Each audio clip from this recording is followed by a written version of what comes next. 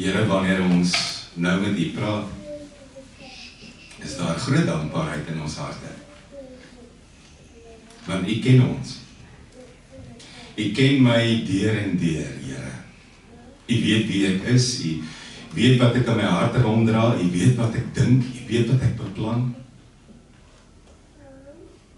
En dit is my altyd so wonderlik om te weet dat U my inniglik liefhet. Dat U my so lief gehad het, dat U bereid was om U lewe te gee. Ek sal nooit gewoon kan raak aan die gedagte, Here. Dit vang my altyd omkant, dit maak my altyd opgewonde, dit vul my met 'n blydskap wat niemand kan wegvat nie. Daarom vanoggend is my eerste woorde aan U, dankie. Dankie dat U my ken. Dankie dat U my genadig is. Dankie dat U my voortdurend skoon was. Dankie dat U elke keer opnuut met my begin. Dankie, o Heilige Gees, dat U langs my staan, in my woon, vir my intree. Dankie ook vir 'n geleentheid om vir ander te bid. Almal van ons het iemand vir wie ons bid, Here. Ons bid vir ons kinders, ons bid vir ons ouers, ons bid vir 'n vriend wat dalk deur 'n moeilike tyd gaan, ek bid vir my lewensmaat. Ons bid vir iemand wat siek is. Ons bid vir ons mense wat ver is, oor wie ons baie keer bekommerd is. Ons bid vir ons gesinne, ons families. En wanneer ons vir hulle intree, Here, vra ons dikwels dat U ook in hulle lewens so besig is, of sal wees soos wat U in myne is.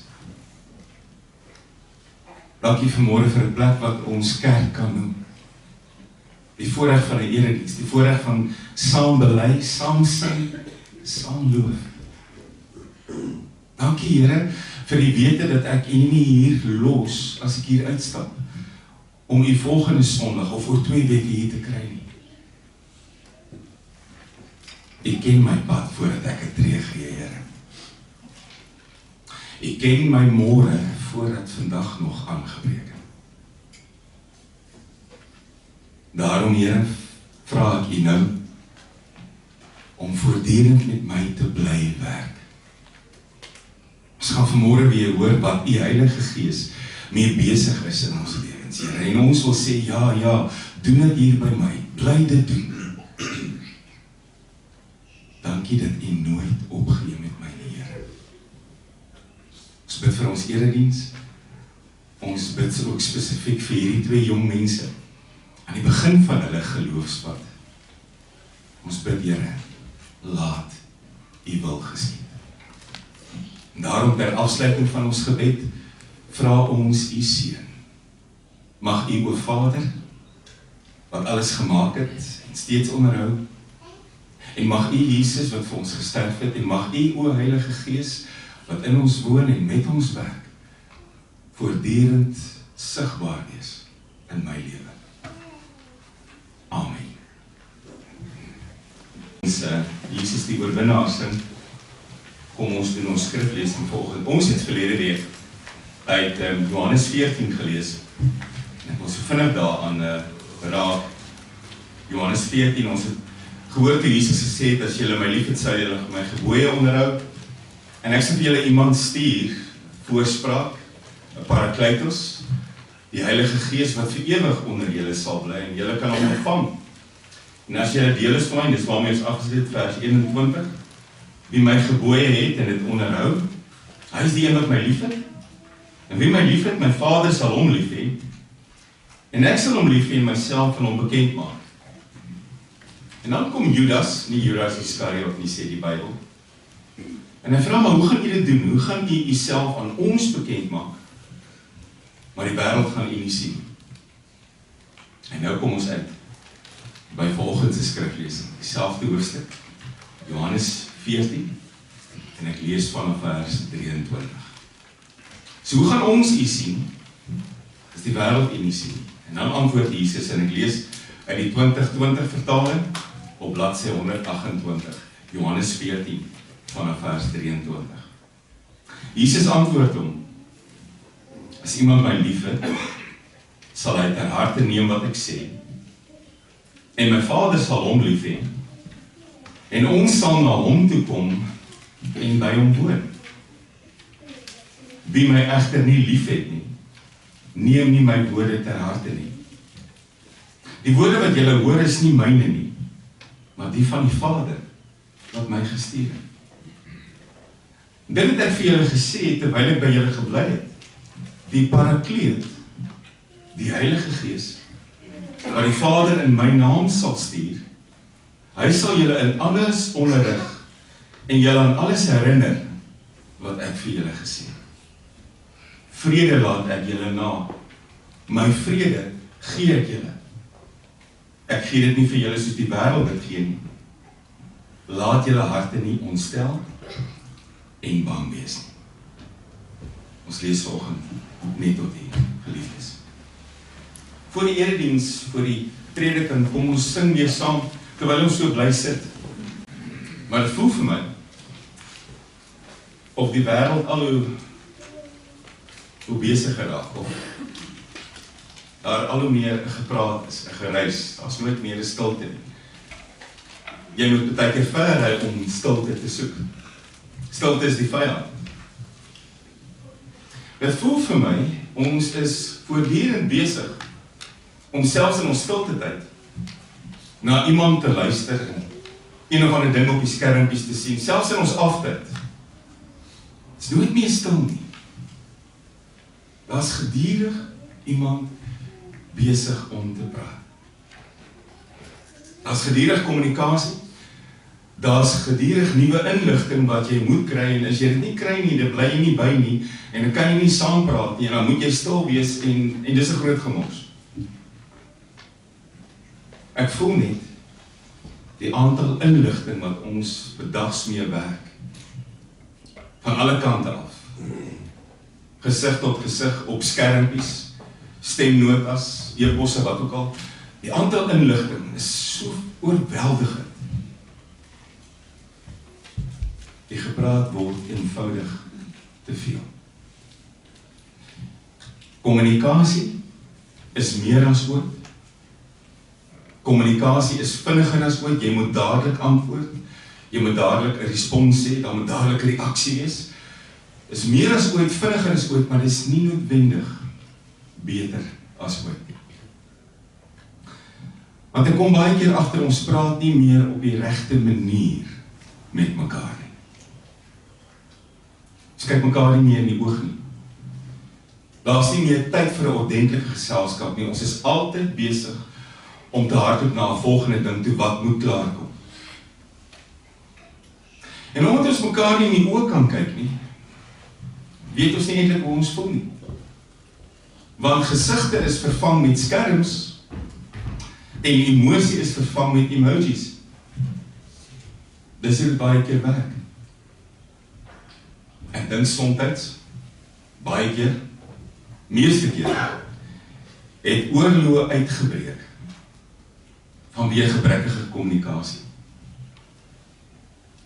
En nou praat ek nie net van wêreldleiers en moondhede en regerings nie, ek praat van oorloë ook in huise. Daar's baie keer oorlog in my huis omdat ons nie ordentlik kommunikeer nie. Daar's 'n oorlog in my huis omdat daar waar daar gepraat moet word, waar ons stil moet wees, ons so besig is om elkeen sy eie standpunt te maak dat ons vergeet het om te luister. En baie keer dink jy mos jy luister, maar jy al agtergekom as jy in 'n gesprek is wat so 'n bietjie warm raak. 'n Persoon A praat. Hier by die derde woord begin persoon B al 'n antwoord formuleer, 'n terugantwoord. In jou kop sê, weet jy dadelik wat jy wil terug sê, en dit moet 'n skerper, moeiliker antwoord wees, een wat meer skade aanrig. En die oomblik as jy begin formuleer hier binne-in, hou jy dadelik op met luister. Jy hoor nie eintlik wat die ander persoon sê. Ons praat baie, maar dit dis nie noodwendig goeie kommunikasie. Daarom vertrou ons baie keer nie mekaar se woorde nie. Ons vertrou nie gesprekke nie. En dan kom jy soms by 'n punt dat jy begin stil raak. En soms raak ons stil, want ons sê ons hoor mekaar nie meer nie. Ons het uit mekaar uitgegroei. Ons is nie meer op dieselfde vlak nie. Ons is nie meer op dieselfde bladsy nie. Want ons het verleer om te praat en te luister. Dieselfde kan gebeur in jou gesprek met die Here. Dieselfde kan gebeur in jou verhouding met die Here. Dieselfde kan gebeur met die Heilige Gees wat in jou lewe is. En nou het ons verlede week gesien, dis maklik om die Heilige Gees te sien as iets en nie iemand nie. Dis maklik om die Heilige Gees te sien as 'n buitengewone ervaring of 'n mooi belewenis, 'n oomblik in 'n kerk, 'n lofprysingsoomblik, 'n krag, 'n energie, 'n goedvoel oomblik. Maar jy kan nie 'n verhouding hê met iets nie. Jy kan nie 'n verhouding hê met 'n buitengewone ervaring nie. Jy kan nie 'n verhouding hê met 'n gevoel of 'n lekkerte of 'n lofprysingsoomblik nie. En omdat mense baie keer die Heilige Gees hanteer nie as 'n iemand nie, maar as 'n iets, word dit baie keer 'n verhouding wat net wil kry by die Heilige Gees. Kom kerk toe, kom kry jou gawes. Kom kerk toe, kom kry jy lekker belewenis. Kom kerk toe, kom pluk jou vrug van die Gees. Vat net wat jy wil hê. Ek weet daar's 9 vrug van die Gees, maar jy soek 'n bietjie liefde en vrede en vriendelikheid en vriendelikheid en vrede en al die fees en jy soek getrouheid miskien, maar jy soek nie geduld nie. En jy soek ook nie lankmoedigheid nie, jy soek nie nederigheid nie. So los hulle aan die boom. Hulle kan vrot word daar, dis wat hulle gewoonlik bly aan. Kom vat net wat jy wil hê. Want die Heilige Gees is iets en nie iemand. Maar dan kom Jesus en hy sê, nee, wag. Jy het het verkeerd. God stuur 'n iemand na jou toe. Wanneer ek opvaar hemel toe, wanneer ek nie meer hier is nie, gaan God vir julle een stuur in my plek. En dan identifiseer hy hom. Hy sê die Parakletos. En ek het verlede week gesê wat dit beteken. Parakletos beteken die een wat langs my staan. Para is langs en Kletos is staan. Die een wat langs my staan. Wat beteken dit? Hy is my trooster en tegelyk my advokaat. Hy praat met my en hy praat vir my. Hy staan langs my, hy tree vir my in, hy staan tussen my en wie ook al daar staan. Hy is my raadgewer, hy gee vir my leiding, hy tel my op, hy maak my sterk, hy wek geloof in my. God stuur nie 'n krag nie. God stuur iemand. In die oomblik is die Heilige Gees eers vir jou 'n persoon is, dan weet jy nou moet ek hom anders te hanteer. Dis nie 'n iets nie. God stuur nie vir my 'n vervoering, 'n belewenis nie. God stuur vir my iemand met wie ek 'n verhouding moet hê. Ek moet hom ontvang, soos wat ek Jesus sou ontvang. Ek moet hom inlaat. Ek moet hom welkom heet. Ek moet hom met respek behandel. Ek moet hom met waardering behandel. Ek moet hom met dankbaarheid behandel. En hierdie iemand is elke dag oral by jou, saam met jou. Jy gaan nie kerk toe om hom te kry nie. Jy gaan rond nie rond om te sê hy is hier nie. Jy kry hom ook nie op 'n mannekamp en jy los hom daar nie. Jy kry hom nie by 'n belewenis of by 'n prediker nie. Jy nooi hom in. Jy eet hom welkom. Jy stap saam met hom. En omdat hy 'n persoon is, leer jy ook om na hom te luister. Van ons mekaar laas gesien het in Clive, het daar 'n week verby gegaan. En in hierdie week het jy te doen gekry met baie stemme. Honderdes, dalk duisendes as jy met mense werk. Duisende stemme. En almal het jou aandag gevra en almal wou iets sê en almal wou iets by jou hoor en almal het of van jou verskil of met jou saamgestem. Daar was klomp stemme in hierdie week.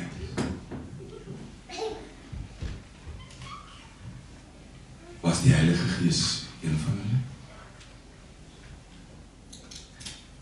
Het jy hom gehoor? Het hy met jou gepraat? Het jy geluister?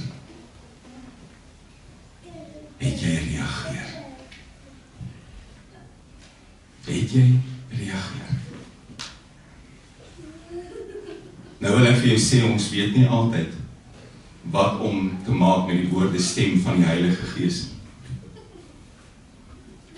Daarom vat ons partykeer die manier waarop hy met ons praat en ons deel dit in hokkies wat ons verstaan.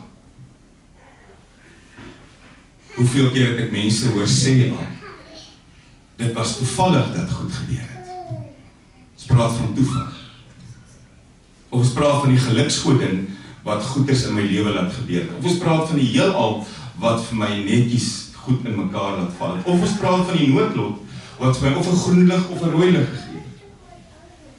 Wie van ons het nie al gepraat oor 'n gevoel wat ons gekry het nie? Ons noem dit daai gut feeling. Wie van ons het nie al gepraat oor 'n gewaarwording wat deel geword het van ons lewens nie? Wie van ons het nie al gepraat van my intuïsie? Wie van ons het nie al gesê my gewete kla my aan nie?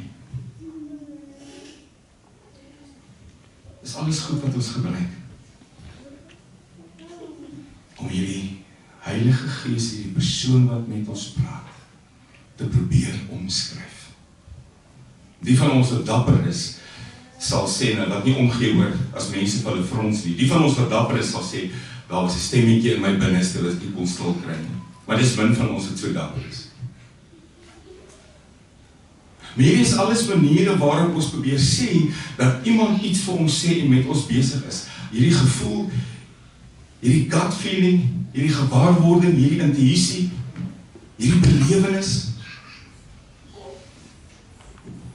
Dis tyd dat ons terugkom by die bron van alles. Dis tyd dat ons terugkom en al hierdie stemme plaas by die een aan wie dit regtig hoort. En daarom kom ek en jy vandag in hierdie gemeente, in hierdie kerk, op hierdie oomblik en sê, Here, maak my sensitief vir u stem. Maak my nuuskierig om u te hoor. Maak my lewe oop om u boodskap te ontvang, want ek is honger en soekend daarna. Waaroor praat die Heilige Gees? Reg deur die Bybel praat hy oor een ding. Die Heilige Gees wys altyd terug na Christus toe. Dis sy onderwerp. As jy vandag jou Bybel vat, ons het een versie gelees uit Johannes 14 vers 26. Dieselfde woorde kry jy in Johannes 15 vers 26. Dieselfde woorde kry jy in Johannes 16 vers 14. Dis 'n hoofstukke na mekaar. Wat sê Jesus? Wanneer hierdie iemand gestuur word, hierdie parakletos, die een wat langs jou staan, wanneer God hom stuur, sal hy julle onderrig en herinner aan my woorde. Dis Johannes 14 vers 26. Johannes 15 vers 26. Hy sal 'n getuie wees van my. Johannes 16 vers 14, hy sal my verheerlik, omdat hy alles wat hy van my ontvang het, vir julle sal teruggee.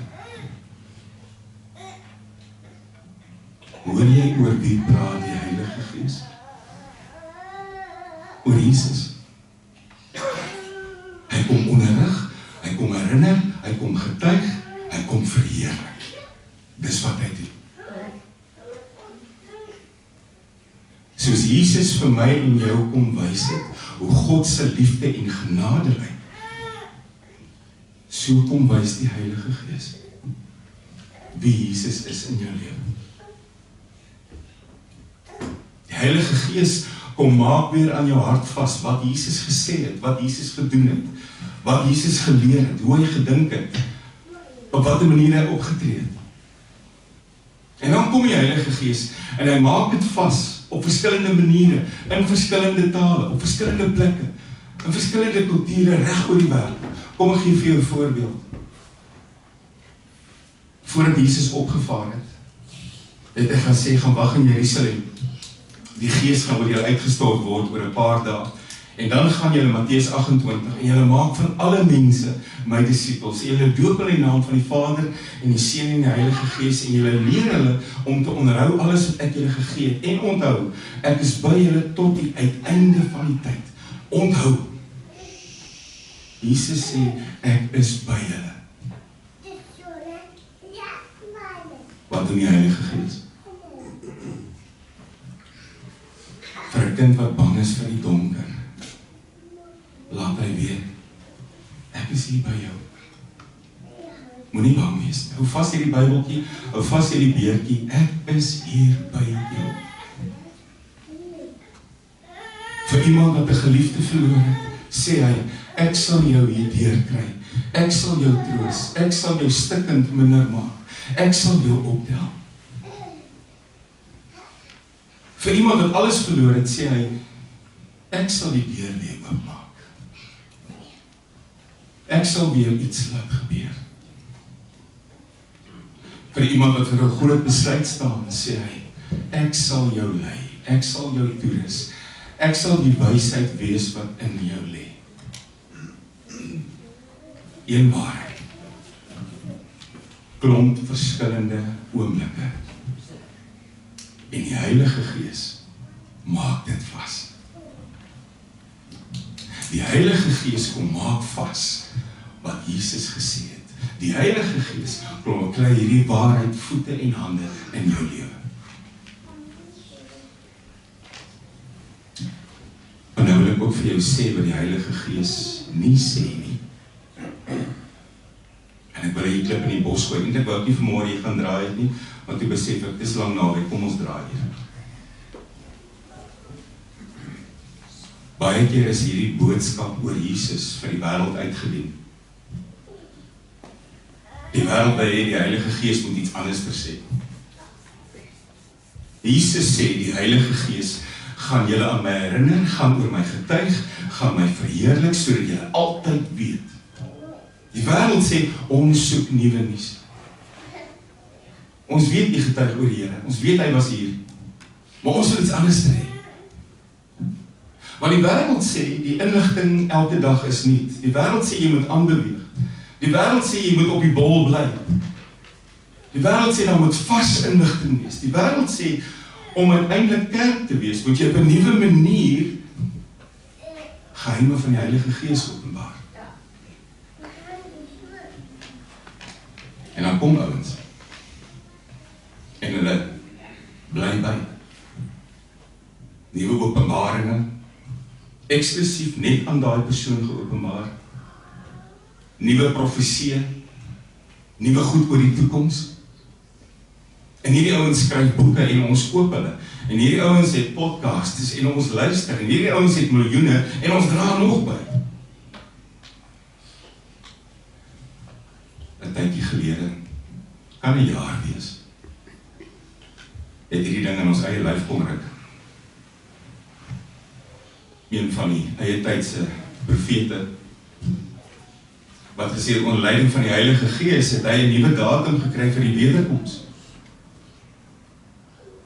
Die Heilige Gees het dit net aan hom geopenbaar. En uiteindelik was hierdie ou in die middel van alle aandag waar hy wou wees.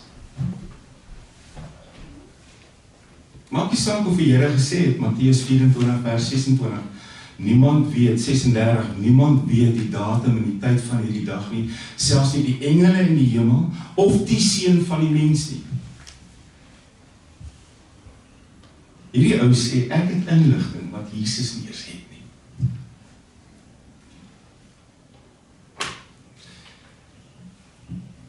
Ek weet nie na wie hy geluister het nie.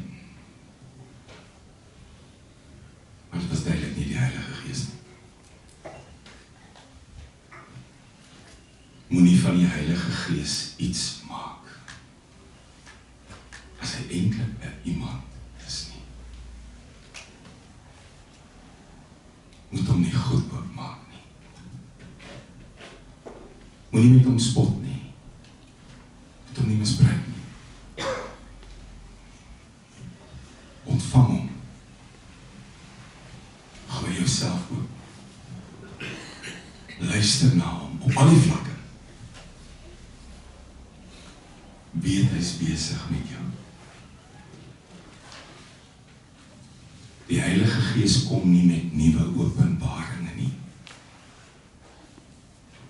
Die Heilige Gees herinner jou aan Jesus, getuig oor Jesus, jubel oor Jesus, verheerlik Jesus. Dis wat Jesus self gesê het. Moenie van hom iets maak wat hy nie is nie. Daarom vandag, en dis ook 'n boodskap vir ons twee jong nuwe lidmate, vul jou lewe met sy woord. Vul jou lewe met hierdie getuienisse wat jy hoor. Hierdie herinneringe, hierdie verheerlikings. Lees jou Bybel. Vul jou lewe. Want op 'n stadium vorentoe gaan jy terugval en jy gaan dit gebruik. Want die Heilige Gees gaan jou herinner. Dis die laaste voorbeeld wat ek wil gebruik op 'n stadium in Johannes 2 aan die begin van Jesus se bediening. Tref hy op 'n stadium die tempel en hy jaag die spul daar uit wat handel dryf. En die Jode wat ontsteld is, vra hom, wat 'n gesag doen jy hierdie goed? Sê hy vir hulle 'n vreemde ding, hy sê, hoor hierso hierdie tempel, as julle hom afbreek, sal ek hom 3 dae opbou. En vol ontsteltenis sê hulle, hoor hierdie tempel is so pas klaar, dat het 46 jaar gevat en u sal dit in 3 dae opbou. Niemand het daai dag geweet waaroor hy eintlik praat nie. Maar dan lees jy die vers in Johannes 2 vers 22.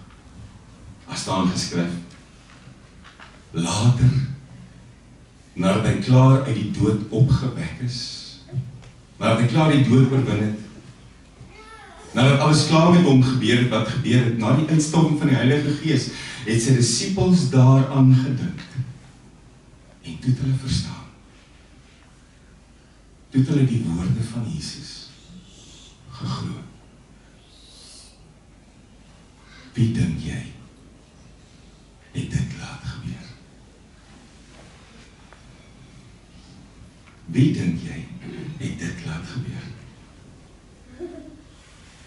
Daarom vir ou laaste vraag, en ek sluit nou af, ek is nou ernstig. Waarmee vul jy jou gedagtes? Ek is daar waar ons begin het. Die wêreld om ons is vol stemme. Elke dag, honderde. Waarmee vul jy jou gedagtes? Hoe lyk die geestelike voedsel? Waarmee jy jouself vul? Ek weet partykeer word ons moedeloos. Ons het gister 'n versie gelees dalk wat vir my so baie beteken en ek het daai oomblik gedink ek wil hierdie ding onthou en memoriseer. En nou sit 'n dag later en ek probeer dink wat ek gelees het en ek kan nie so lekker onthou nie. Of ek wou 'n preek na geluister het of aanhaal en ek het vergeet, ek word moedeloos.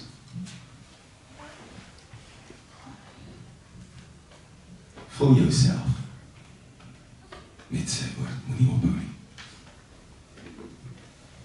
Vul jouself met genoeg sodat jy jou kan herinner sodat hy kan getuig, sodat hy die Here kan verheerlik.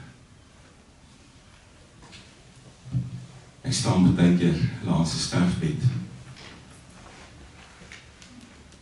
Die persoon is swak. Hulle kan nie meer praat nie, hulle kan nie meer reageer nie.